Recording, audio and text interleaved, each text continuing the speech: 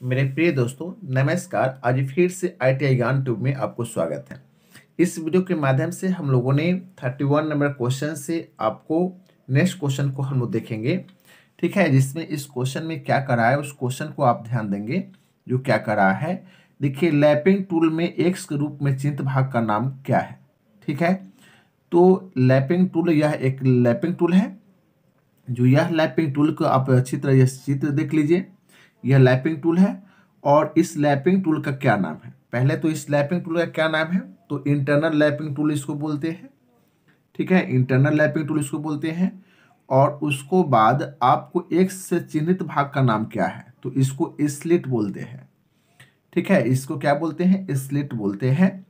जो स्लिट जो होता है, ठीक है, जो स्लिट जो होता है, स्लिट का जो उद्देश्य होता है, साइज को बढ़ाने का काम करता है या विस्तार करने का काम करता है। ठीक है, तो इसके बारे में समझ गए। तो इस क्वेश्चन में जो आपको एक से चिन्हित भाग का नाम जो होगा स्लिट, ऑप्शन देख लीजिए और ऑप्शन के अनुसार उसको जवाब दीजिए। देखिए, ऑप्शन ए ही जो देख रहे हैं कि यह ऑप्शन ए जो देख रहे हैं यह स्लिट है, तो इसका आंसर आपको ऑप्शन ए ही हो जाएगा, स्लिट। ठीक है, नेक्स्ट क्वेश्चन पे हम लोग आते हैं। क्वेश्चन नंबर देखेंगे 32 नंबर क्वेश्चन देख लीजिए क्या करा है। 32 नंबर क्वेश्चन, तो 32 नंबर क्वेश्चन में क्या करा है कि लैपिंग टूल में प्रदान किया गया स्लिट का उद्देश्य क्या है। ठीक है, तो आप ध्यान होना चाहिए आपको। अभी अभी हम समझाए हैं स्लिट के बारे में कि स्लिट का उद्देश्य है आपको विस्तार करना या बढ़ाना। ठीक है, आपको साइज को बढ़ाने का कार्य करता है या आपको विस्तार करने का काम करता है। उद्देश्य होता है उसका, जो साइज को बढ़ाना उद्देश्य होता है या आपको विस्तार करना उसका उद्देश्य होता है। ठीक है, तो इस तरह से ऑप्शन देख लीजिए और ऑप्शन के अनुसार जवाब दीजिए। जैसे ऑप्शन ए में देख रहे हैं कि यह क्या है, क्लियरेंस के लिए। ऑप्शन बी है विस्तार के लिए, तो ऑप्शन बी ही इसका आंसर हो जाएगा, विस्तार के लिए, ऑप्शन बी। ठीक है, तो आंसर क्या हो जाएगा आपको 32 का ऑप्शन बी हो जाएगा, विस्तार के लिए। ठीक है, तो आंसर क्या हो जाएगा, विस्तार के लिए। नेक्स्ट क्वेश्चन पे हम आते हैं। क्वेश्चन नंबर आप देखेंगे, क्वेश्चन नंबर 33 नंबर देख लीजिए। 33 नंबर क्वेश्चन क्या कर रहा है उसको। 33 नंबर क्वेश्चन भी बहुत ही अच्छा क्वेश्चन है और उसको बारीकी से हम लोग समझते हैं क्वेश्चन को। देखिए, इसमें क्या कर रहा है कि इस ऑपरेशन का नाम क्या है। ठीक है, इस ऑपरेशन का नाम क्या है जो आप देख रहे हैं। इसमें आप देख लीजिए, इसको फिगर को देखिए और समझिए और इस ऑपरेशन का क्या नाम है। ठीक है, तो इस फिगर में जो हम लोग देख रहे हैं कि यहाँ यह फिगर दिया हुआ है और यह ऑपरेशन हो रहा है। ठीक है, तो इस ऑपरेशन हो रहा है, तो इस ऑपरेशन का क्या नाम है और इस ऑपरेशन का क्या नाम है। ऐसे तो आपको लैपिंग हो रहा है। ठीक है, लेकिन लैपिंग में कौन से ऑपरेशन हो रहा है। ठीक है, लैपिंग में यह कौन से ऑपरेशन हो रहा है, तो इसके बारे में ऑप्शन के अनुसार जवाब देना है। तो ऑप्शन देख लीजिए क्या करा है कि इंटरनल रिंग लैपिंग, ये तो नहीं होगा, कभी नहीं होगा। एक्सटर्नल रिंग लैपिंग, ये भी नहीं होगा। और उसको बाद आप देख लीजिए नेक्स्ट है जो आपको ऑप्शन सी क्या करा है कि लैपिंग इंटरनल सिलेंडर। ठीक है, तो ये भी नहीं होगा लैपिंग। उसको बाद आप देख लीजिए ऑप्शन डी जो क्या करा है कि लैपिंग लार्ज डायमीटर। ठीक है, लैपिंग लार्ज डायमीटर, जो आपको ऑप्शन यही हो जाएगा, ऑप्शन डी। ठीक है, जो लैपिंग लार्ज डायमीटर जो हो गया कि आपको लंबे में, आपको समझिए कैसे, यहाँ से आप देख लीजिए कि यह आपको लैपिंग लार्ज डायमीटर यहाँ से लेकर यहाँ तक एक लार्ज आपको लंबाई में आपको ये लैपिंग किया जा रहा है। तो वही लैपिंग लार्ज डायमीटर के आपको इंडिकेट यह कर रहा है। ठीक है, यह एरो का चिन्ह भी दिया हुआ है, तो उस पर आप ध्यान देना है।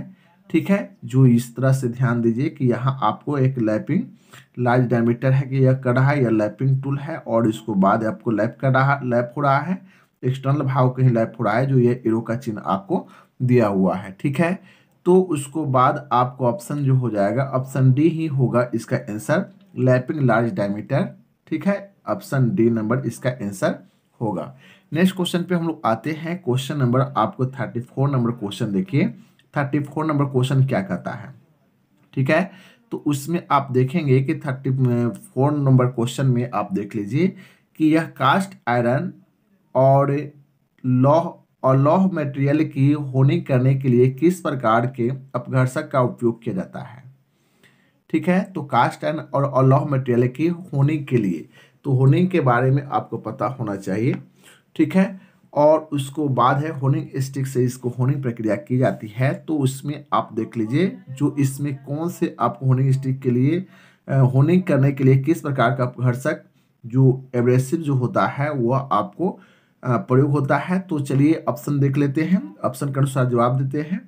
ठीक है, तो आपको क्या है, डायमंड है, बोरॉन कार्बाइड है और सिलिकॉन कार्बाइड है। तो आपको सिलिकॉन कार्बाइड आंसर क्या हो जाएगा, आपको silicon carbide. Option C number इसका आंसर हो जाएगा सिलिकॉन कार्बाइड। ठीक है, तो ऑप्शन सी नंबर इसका आंसर हो गया सिलिकॉन कार्बाइड। नेक्स्ट क्वेश्चन पे हम लोग आते हैं। क्वेश्चन नंबर आप देख लीजिए 35 नंबर क्वेश्चन क्या कर रहा है कि 35 नंबर क्वेश्चन में आप ध्यान देंगे कि सरफेस हार्डनिंग के किस विधि में सतह स्केल मुक्त होती है। ठीक है, सरफेस हार्डनिंग में किस विधि में सतह स्केल मुक्त होती है।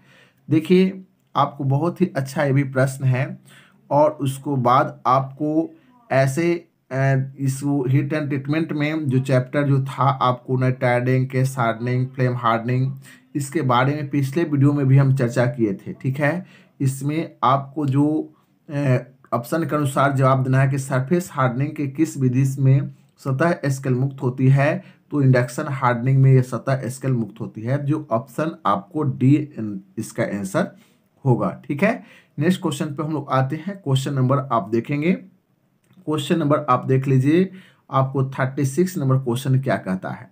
तो 36 नंबर क्वेश्चन में देख लीजिए कि यदि स्टील को क्रिटिकल तापमान तक गर्म किया जाता है और भट्टी में बहुत धीरे धीरे ठंडा किया जाता है तो उस प्रक्रिया का नाम क्या है। तो यह आपको एनेलिंग प्रक्रिया है।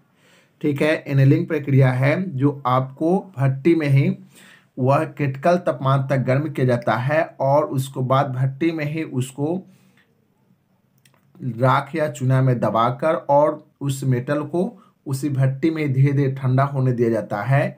तो उसको कहते हैं कि एनेलिंग प्रक्रिया। और ऐसे भट्टी में गर्म करके क्रिटिकल तापमान तक और उसको बाहर निकाल कर रूम टेम्परेचर में यदि गर्म करते तो उस ठंडा करते तो उसको वह प्रक्रिया आपको नॉर्मलाइजिंग प्रक्रिया कहलाता है। ठीक है, तो एनेलिंग प्रक्रिया और नॉर्मलाइजिंग प्रक्रिया में आप समझ गए, तो इसका आंसर क्या हो जाएगा, एनेलिंग प्रक्रिया होगा। इसका आंसर आपको ए हो जाएगा। ठीक है, इसका आंसर क्या हो जाएगा, ए। ठीक है, एनेलिंग प्रक्रिया। नेक्स्ट क्वेश्चन पे हम लोग आते हैं। क्वेश्चन नंबर आप देखेंगे, क्वेश्चन नंबर आप देख लीजिए कि स्टील की, आपको स्टील जो देख रहे हैं क्वेश्चन देख लीजिए अच्छी तरह। स्टील घटक की संरचना को परिष्कृत करने की प्रक्रिया क्या है ना। ये भी बहुत ही अच्छा प्रश्न है। ठीक है, तो इसमें आप ध्यान दे दीजिए कि क्या कर रहा है कि यह है स्टील की घटक की संरचना को परिष्कृत करने की प्रक्रिया क्या है। तो आपको स्ट्रक्चर को आपको बाद में रिफाइन करने की बात कर रहा है। ठीक है, स्ट्रक्चर को रिफाइन करने की बात कर रहा है, तो यह नॉर्मलाइजिंग में होता है। ठीक है, तो आपको यह टेम्परिंग, एनेलिंग, हार्डनिंग और नॉर्मलाइजिंग, ऐसे पिछले वीडियो में सभी को हम चर्चा कर चुके हैं। तो आपको नॉर्मलाइजिंग कर रहा है, तो ऑप्शन डी नंबर इसका आंसर होगा। ठीक है, नॉर्मलाइजिंग। नेक्स्ट क्वेश्चन पे हम लोग आते हैं। क्वेश्चन नंबर आपको 38 नंबर देख लीजिए, क्वेश्चन क्या कर रहा है। 38 नंबर क्वेश्चन में आप देखेंगे कि गर्म साल्ट बाथ में कौन सा सरफेस हार्डनिंग की विधि की जाती है ना।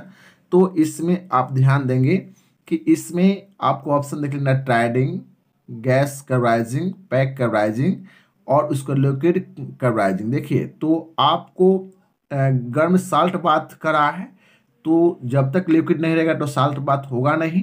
ठीक है, तो यह आपको क्या हो जाएगा, ऑप्शन डी ही नंबर इसका आंसर होगा, जो इसमें लिक्विड कार्बराइजिंग, आपको आंसर इसका लिक्विड कार्बराइजिंग होगा।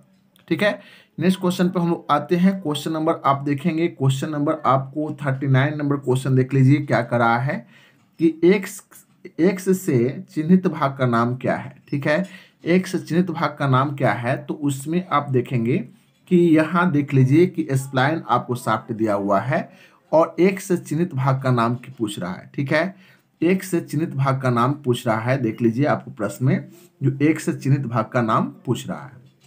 ठीक है, तो एक से चिन्हित भाग का नाम क्या है, और यह आप जो देख रहे हैं, जो यहाँ आप जो देख रहे हैं कि यह क्या है कि स्प्लाइन एक स्प्लाइन शाफ्ट के रूप में है, और यह स्प्लाइन शाफ्ट दंतदार आपको शाफ्ट है, यह दंतदार शाफ्ट इसको बोल सकते हैं। ऑप्शन देख लीजिए, ऑप्शन के अनुसार इसको जवाब देना है। तो इसमें आपको टेपर्ड शाफ्ट तो हो नहीं है, स्प्लाइन शाफ्ट कहीं वह आप एक भाग है जो दंतदार शाफ्ट उसको बोलते हैं। तो आपको ऑप्शन सी नंबर इसका आंसर हो जाएगा।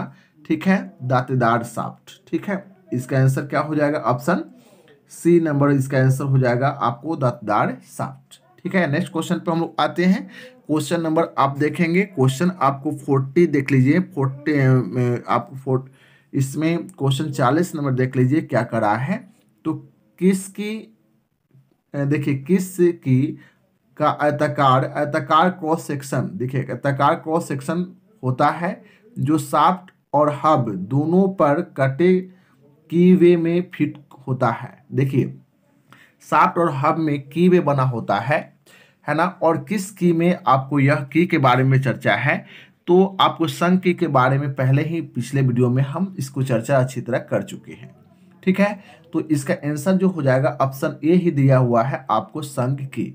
ठीक है, संघ की इसका आंसर होगा। ठीक है, चलिए नेक्स्ट क्वेश्चन पे हम लोग आते हैं। क्वेश्चन नंबर आपको 41 नंबर देखिए क्वेश्चन, जो आपको 41 नंबर क्वेश्चन क्या करा है कि टेपर्ड शाफ्ट पर फिटिंग के लिए कौन सी उपयोगी है। ठीक है, टेपर्ड शाफ्ट पर फिटिंग के लिए कौन से उपयोगी है। ठीक है, तो आपको वुडरफ की होता है, तो ऑप्शन सी नंबर इसका आंसर होगा वुडरफ की। नेक्स्ट क्वेश्चन पर हम लोग आते हैं। क्वेश्चन नंबर आपको 42 नंबर, जो लास्ट क्वेश्चन इस वीडियो का है। ठीक है, तो इस वीडियो का लास्ट क्वेश्चन को हम देखेंगे, क्वेश्चन क्या करा है। देखिए सर्कुलर टेपर्ड की का प्रयोग कहाँ किया जाता है। ठीक है, तो टेपर्ड की का प्रयोग कहाँ किया जाता है, तो आपको देख लीजिए लाइट ड्यूटी ट्रांसमिशन में आपको सर्कुलर टेपर्ड की का प्रयोग किया जाता है।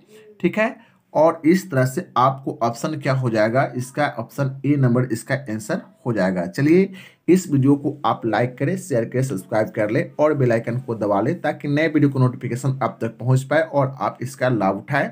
Bye bye, take care.